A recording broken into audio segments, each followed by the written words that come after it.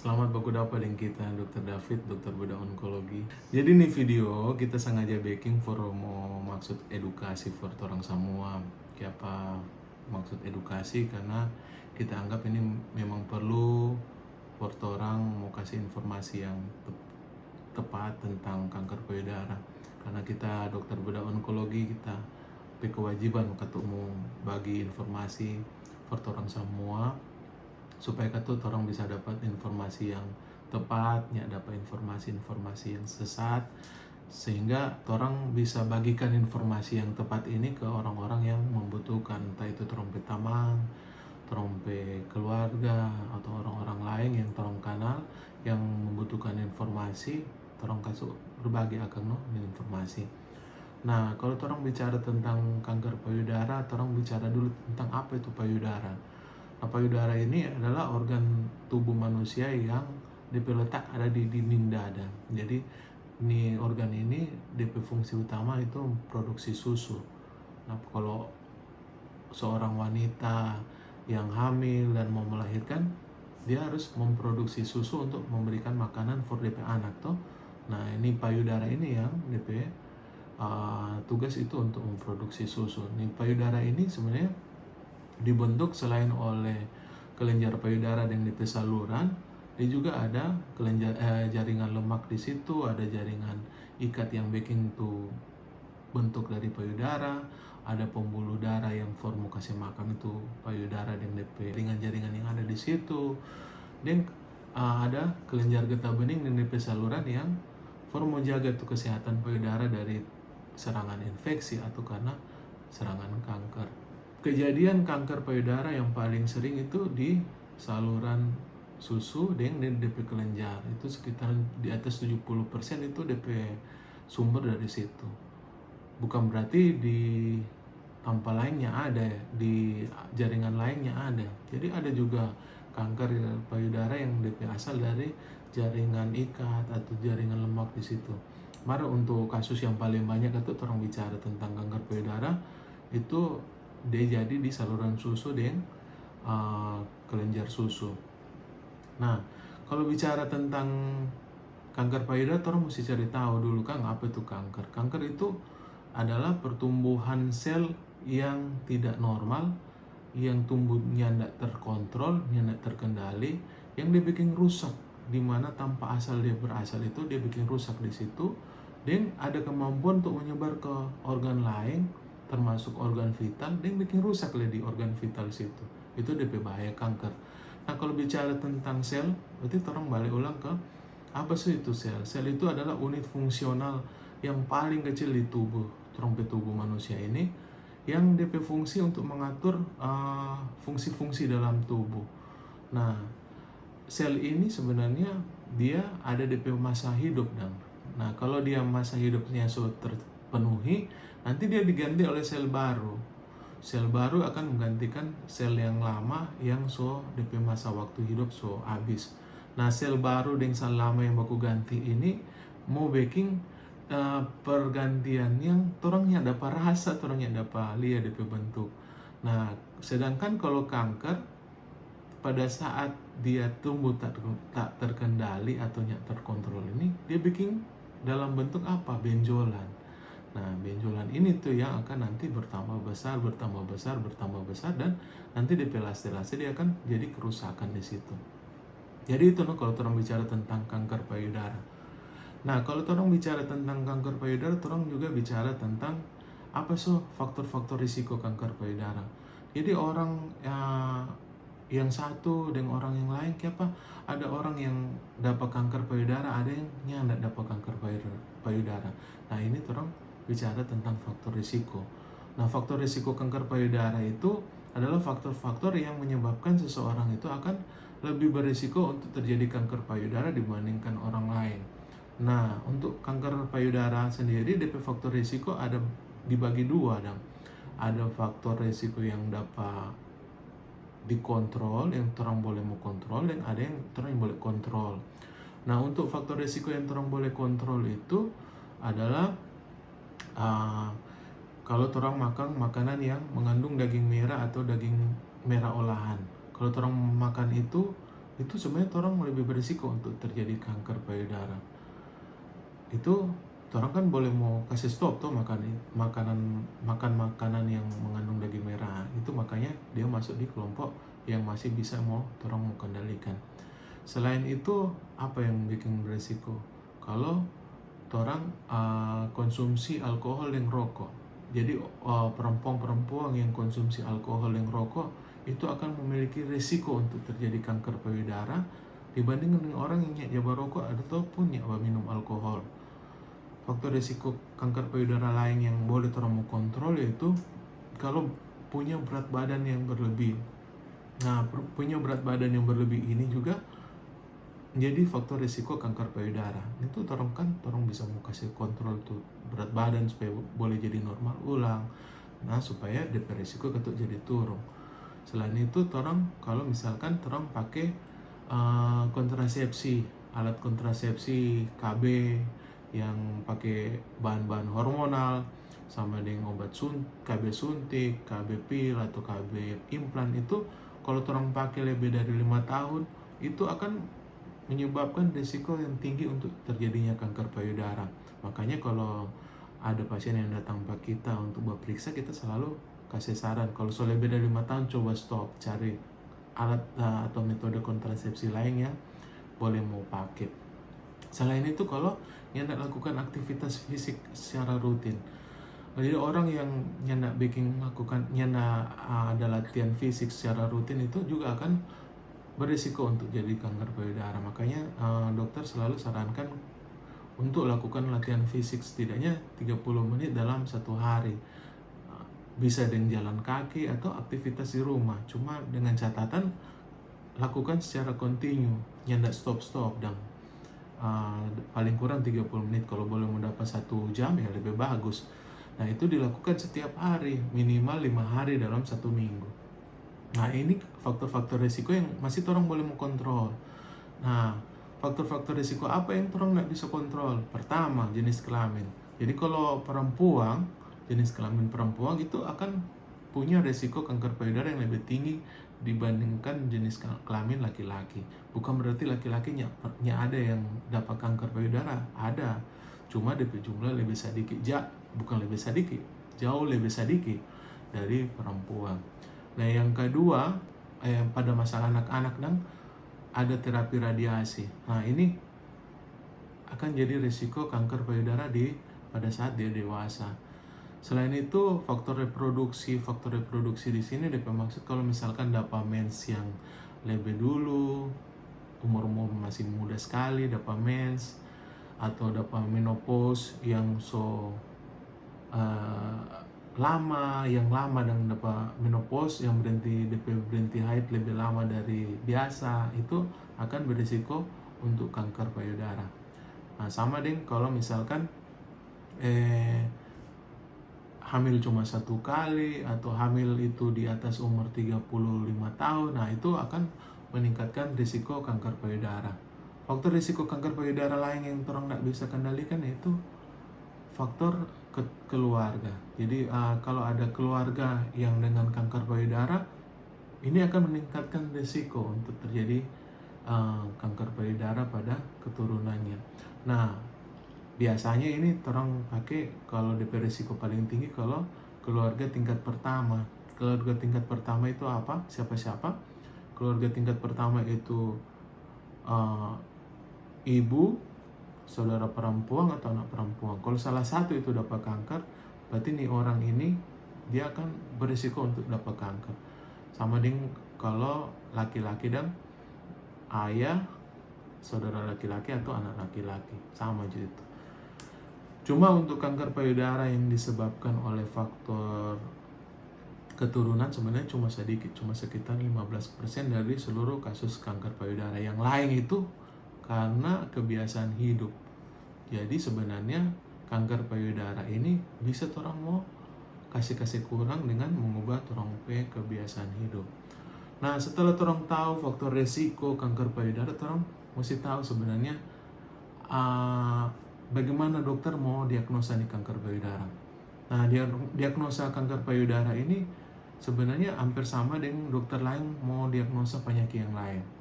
Nah, kalau dokter bedah onkologi biasanya orang pakai 3 pemeriksaan untuk mau orang mau kasih tegak nang nih diagnosa kanker payudara.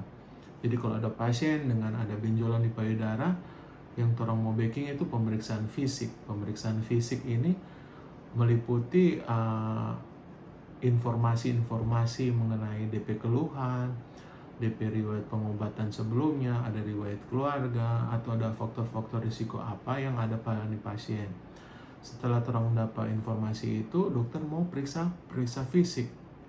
Periksa fisik itu biasanya lakukan pemeriksaan secara umum atau pemeriksaan secara khusus pada payudara. Nah, pemeriksaan payudara sendiri, dokter akan memeriksa payudara kiri dan kanan, juga pemeriksaan pada kelenjar getah bening yang ada di ketiak dan di sekitar tulang selangka untuk mengetahui apakah ada atau tidak penyebaran kanker ke situ.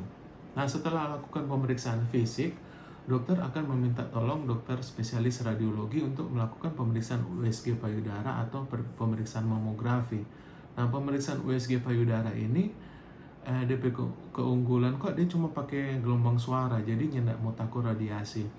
Nah, setelah torong periksa, torong bisa tahu kalau mana benjolan itu penyebabnya karena radang, atau kista payudara, atau karena tumor. Nah, kalau tumor, apakah kira-kira ini tumor jinak, tumor ganas, atau diantara tumor jinak dan ganas. Nah, itu orang boleh tahu cuma dengan pemeriksaan USG. Nah, pemeriksaan USG sendiri, orang bisa deteksi itu benjolan yang ukuran kurang dari 1 cm. Misalkan di ukuran setengah cm, dia masih boleh mendapat deteksi. Selain pemeriksaan USG, orang juga bisa pakai pemeriksaan mamografi.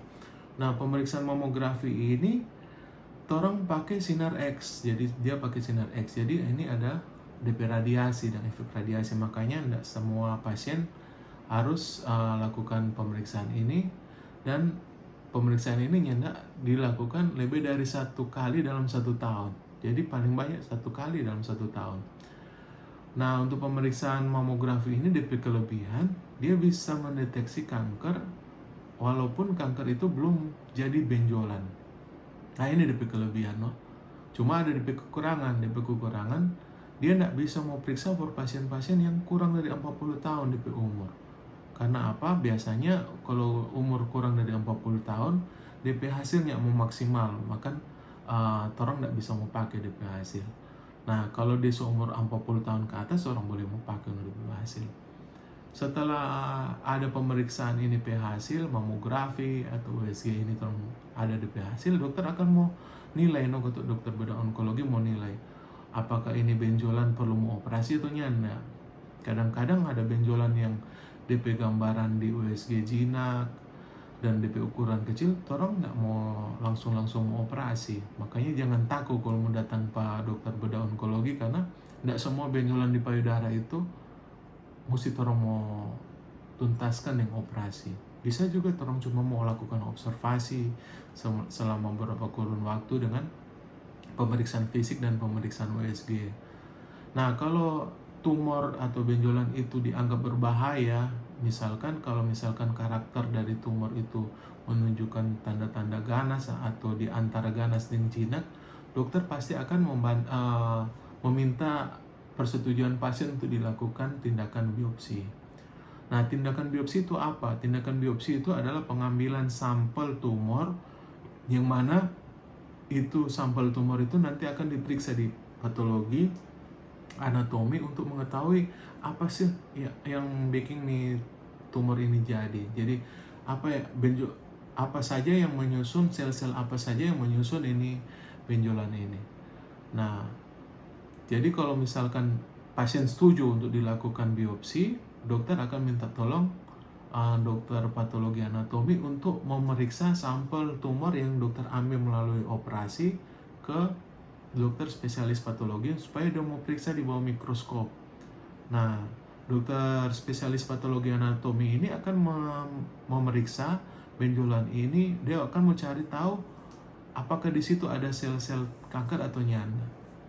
Kalau dia dapat di situ ada sel-sel kanker, dia akan bikin di laporan bahwa ini ada sel-sel kanker di sini. Nah, sel-sel kanker yang jenis apa? Setelah itu dia akan mau lihat DP pertumbuhan sel. Apakah DP pertumbuhan termasuk pertumbuhan lambat, sedang, atau cepat. Nah, semua data itu dipakai untuk pengobatan nantinya.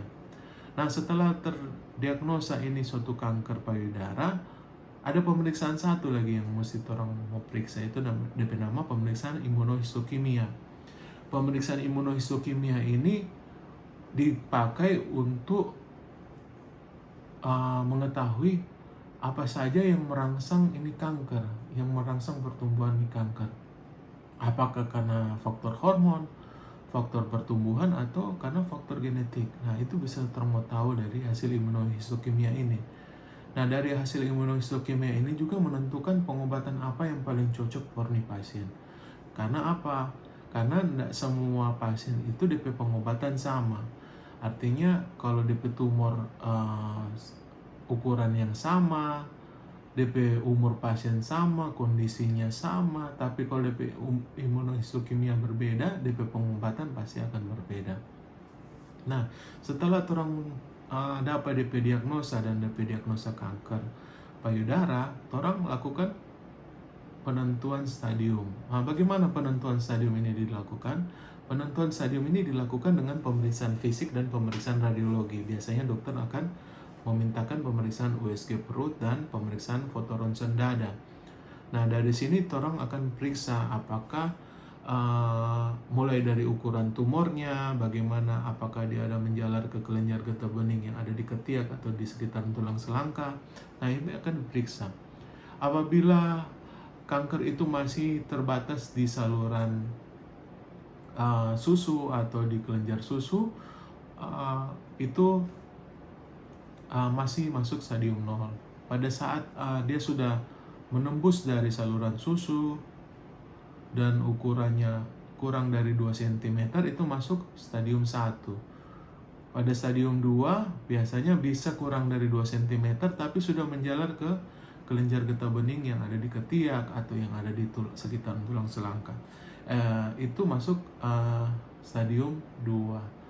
Apabila tumornya ukurannya bertambah besar atau tumornya sudah mencapai ke kulit, jadi dia sobat tembus di kulit, so ada gambaran sama dengan kulit jeruk di situ, atau so ada luka di kulit jeruk, atau so ada puting susu yang masuk ke dalam. Nah, itu so masuk stadium 3.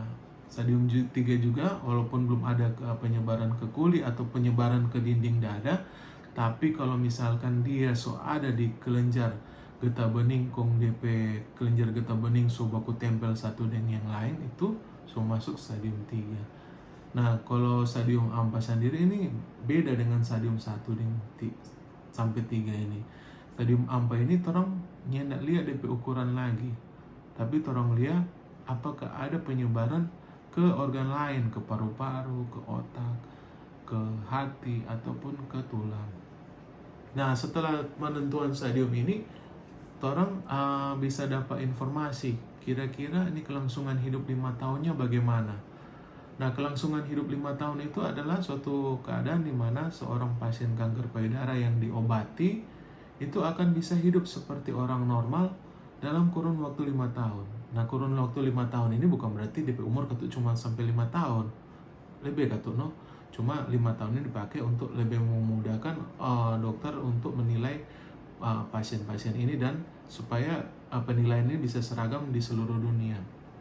Jadi kalau stadium 1 dan 2 kelangsungan hidup relatif 5 tahunnya itu akan tinggi 99%. Jadi kalau diobati itu ada dari 100 orang pasien yang diobati, 99% itu sama dengan perempuan sehat yang lain yang dapat sakit, boleh mau aktivitas, boleh mulai yang lain.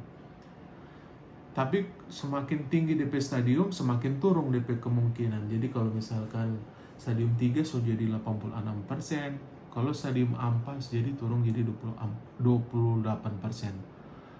Nah, dari data ini orang bisa tahu bahwa meskipun pasien datang so stadium lanjut, bukan berarti dia nggak ada kesempatan untuk bisa menikmati hasil dari pengobatannya. Jadi masih ada ketuk peluang untuk bisa hidup sama dengan orang sehat kalau diobati, dibandingkan dengan ada obatnya diobati sama sekali dong. Nah itu ketuk yang membedakan antara orang yang diobati secara medis dan yang nyanda. Nah setelah orang tahu bagaimana kanker payudara itu didiagnosa, bagaimana stadium kanker payudara, orang juga tahu bagaimana kanker payudara itu diobati. Nah untuk pengobatan kanker payudara, pengobatan utamanya tetap operasi. Operasi ini ada dua cara. Pertama, dia bisa angkat semua payudara dengan DP kelenjar getah bening yang ada di ketiak. Yang kedua, dia tidak perlu mau angkat tuh payudara. Jadi dari sini orang bisa tahu bahwa pengobatan kanker payudara bukan semata-mata angkat tuh payudara. Bisa juga cuma orang angkat DP benjolan dengan DP jaringan sekitar benjolan itu, lalu orang melanjutkan dengan terapi sinar. Jadi jangan takut kalau ada orang yang mau suka DP payudara tetap ada, datang berobat. Siapa tahu gitu masuk di kriteria yang bisa orang cuma mau angkat tuh benjolan. Karena untuk mau lakukan prosedur terapi ini harus ada DP syarat gitu. DP ukuran tumor mesti kecil, DP lokasi tumor mesti di tempat yang ditentukan, dan harus ada terapi radiasi setelah ini. Nah setelah tindakan operasi, pengobatan lain itu adalah pengobatan sistemik. Pengobatan sistemik itu untuk menangani kanker yang sudah terlanjur ada di dalam aliran darah, yang siap-siap mau menuju ke organ jauh tempat mana dia mau menyebar akan. Nah, DP tujuan apa? DP tujuan untuk membunuh sel kanker yang ada di tubuh dan mencegah terjadinya penyebaran ke organ lain. Nah, untuk terapi sistemik ini ada 3 macam, yaitu ada terapi hormonal, ada terapi kemoterapi, dan ada terapi anti HER2. Nah, terapi-terapi ini ditentukan berdasarkan dari pemeriksaan fisik, dari stadium, dan dari pemeriksaan imunohistokimia yang terang bikin sebelumnya. Nah, jadi di sini saja terang bisa lihat bahwa sebenarnya tidak semua pasien itu harus di kemoterapi. Kalau dia memenuhi syarat, dia bisa cuma operasi dan terapi hormonal. Tapi ingat, harus memenuhi syarat. Ada DP syarat dan ketentuan yang berlaku di sini. Nah, kemoterapi sendiri sebenarnya banyak cerita di masyarakat bahwa jangan sampai di kemoterapi. Jangan sampai karena kamu kemoterapi pasti mati. Atau jangan sampai kemoterapi karena kalau sampai kemoterapi itu mau terus-terus kemoterapi. Kita cuma mau kasih tahu bahwa ini dia informasinya betul. Karena kemoterapi itu ada di batas. Orang ya semua pasien tuh orang mesti lakukan kemoterapi terus per pengobatannya enggak. Hanya kasus-kasus tertentu saja yang begitu. Tapi sebagian besar kasus itu orang cuma kasih 6-8 kali kemoterapi. Kok banyak kok pasien-pasien yang kemoterapinya nak mati. Kalau mau percaya boleh mau datang di rumah sakit, dicek tuh pasien-pasien, konsultasi dengan orang pasien-pasien yang lebih dulu dapat kemoterapi dengan yang kelar dapat kemoterapi. Bagaimana DP manfaat kemoterapi itu besar sekali. Jadi itu jangan takut. Bukan berarti sudah terdiagnosa kanker kok sama-sama di ujung kematian kalau sudah ditanganinya enggak. Orang berusaha untuk sebaik mungkin supaya pasien yang enggak mau kambuh, yang enggak mau dapat yang berat-berat setelah terapi. Nah, setelah dilakukan semua terapi ini, apa yang mesti orang ingat bahwa pasien kanker payudara ini orang tetap harus jaga untuk kemungkinan kekambuhan. Nah, kemungkinan kekambuhan ini bisa ditahu dengan cara apa? Dengan cara follow up. Jadi setelah didapat terapi, semua terapi itu selesai, jangan lupa untuk follow up. Follow up itu dilakukan setiap kurun waktu tertentu sesuai dengan perjanjian dengan dokter. DP tujuan apa? Supaya orang bisa deteksi kalau mana terjadi kekambuhan sedini mungkin. Jadi pada saat ada kekambuhan orang langsung tangani. Nah, Misalkan muncul ulang benjolan, orang langsung operasi, angkat tuh benjolan, periksa. Kalau perlu untuk pengobatan lanjut, orang pengobatan lanjut dengan itu. Nah itu yang orang mesti ingat, bahwa follow up itu merupakan bagian dari penanganan kanker payudara. Nah orang kan sudah tahu sekarang bagaimana kanker payudara itu didiagnosa, bagaimana DP stadium, bagaimana penanganan apa yang bisa orang mau backing dengan kanker payudara ini, dan bagaimana DP follow up. Orang sekarang mau cari tahu apa sebenarnya tanda awas dari kanker payudara. Nah, tanda awas dari kanker payudara itu sebenarnya yang pertama apa? Benjolan. Nah, benjolan di payudara, dia ukuran kecil, itu orang mesti waspada, jangan sampai ini kanker payudara. Benjolan di payudara biasanya nyanda ada nyeri. Untuk kanker ya, kalau kita bicara tentang kanker, benjolan di payudara itu biasanya nyanda datang dengan nyeri.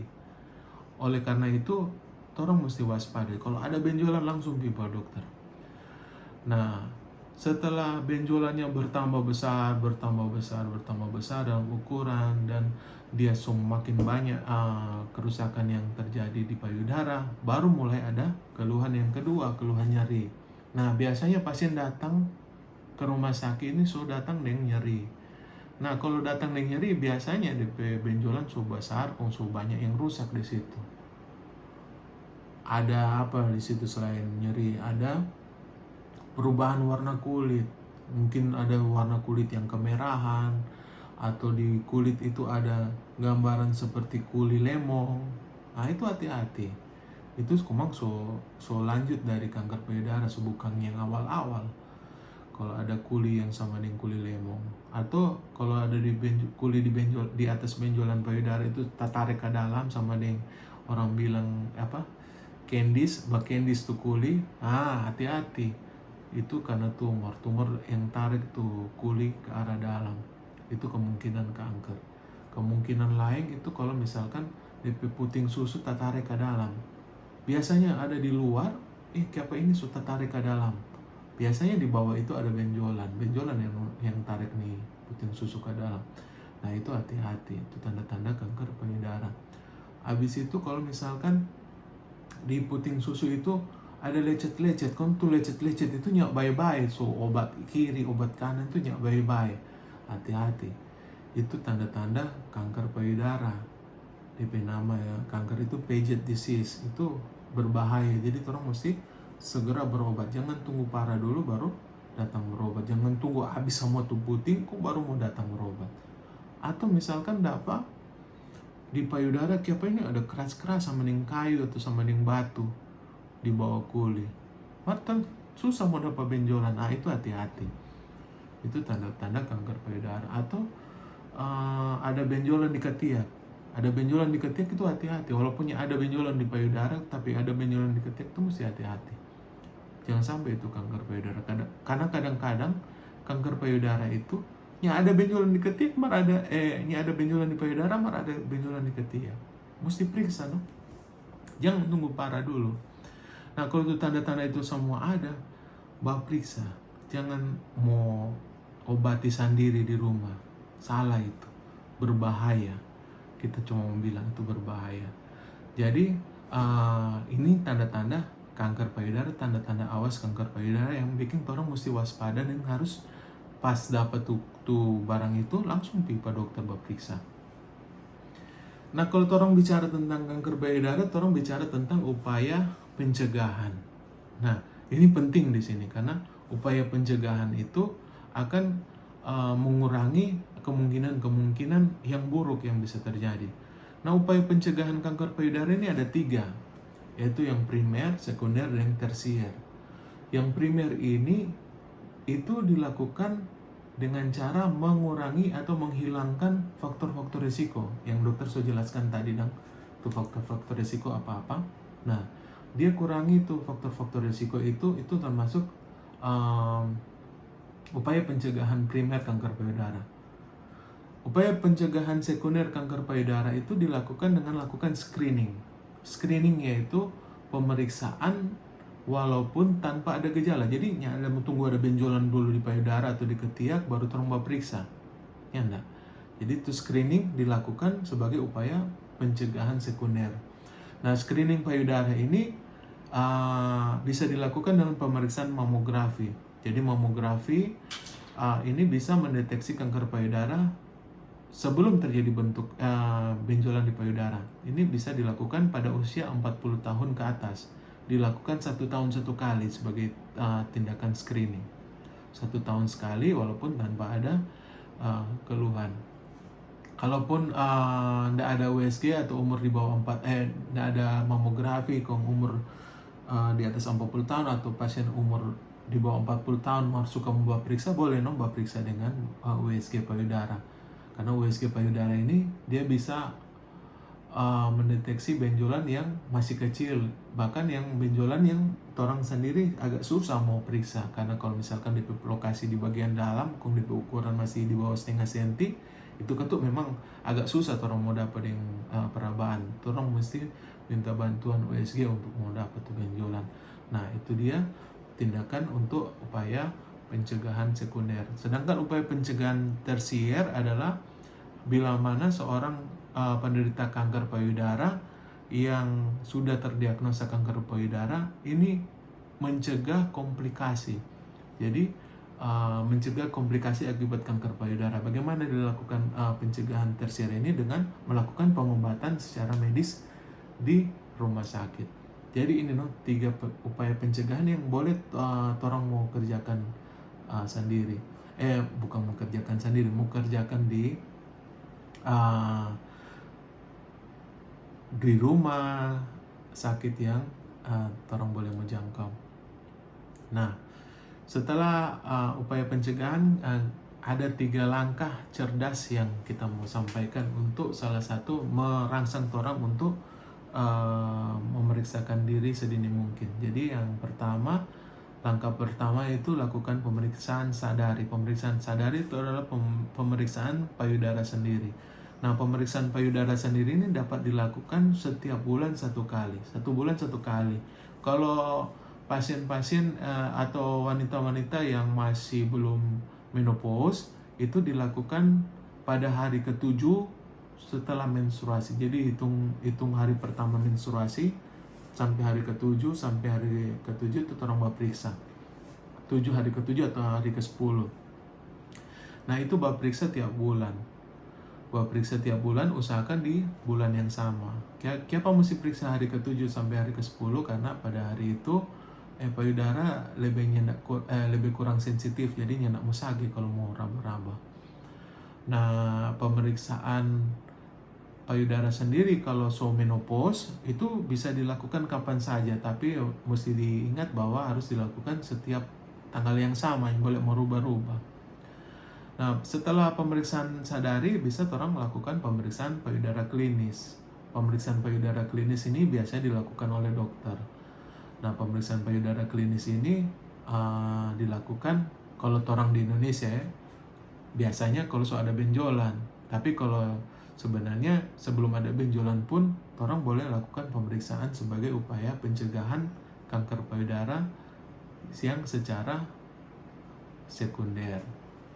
Nah, untuk pemeriksaan langkah ketiga yaitu pemeriksaan USG atau mamografi sesuai dengan DP umur. Kan kalau umur di bawah 40 tahun cuma boleh melakukan USG, kalau umur di atas 40 tahun orang mesti tambah dengan pemeriksaan mamografi.